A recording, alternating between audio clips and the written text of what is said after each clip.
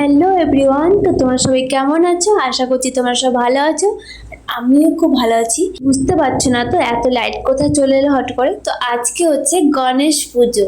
তো পুজো তো স্টার্ট হয়ে গেছে কাল থেকেই, বাট কালকে যাওয়া হয়নি।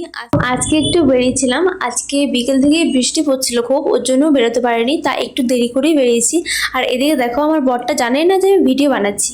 আর এখানটা গাছটা খুবই সুন্দর লাগছে লাইটগুলো দেখতে, আর লাইটিং করেছে, খুবই সুন্দর হয়েছে। তো এখানে পুজো বলতে গণেশ পুজোটাই অনেকটা ধুমধাম করে হয়, অনেক বড় বড় ঠাকুর হয়, আর লাইটিং গুলো করে, প্যান্ডেল খুবই সুন্দর করে।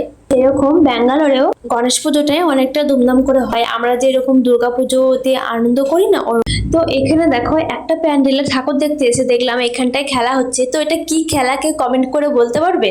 আর এই খেলাটা কিন্তু আমরাও অনেক খেলেছি ছোটতে, প্যান্ডেলে যখন পুজো হতো, দুর্গা পুজো, সরস্বতী পুজো।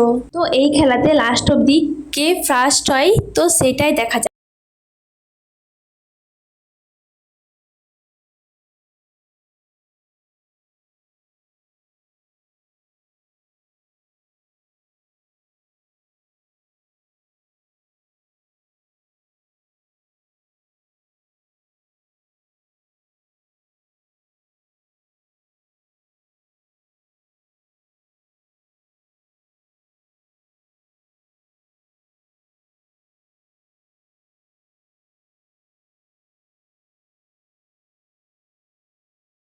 সো লাস্ট অব্দি কিন্তু মেয়েটাই ফার্স্ট হয়েছে। তো তারপর কিন্তু আমরা আর একটা ঠাকুর দেখতে চলে এসেছি। আর এই ডেকোরেশনটা হচ্ছে তীর ধনুকের, খুবই সুন্দর হয়েছে। ঠাকুরটা দেখতে পাচ্ছ কতটা বড়।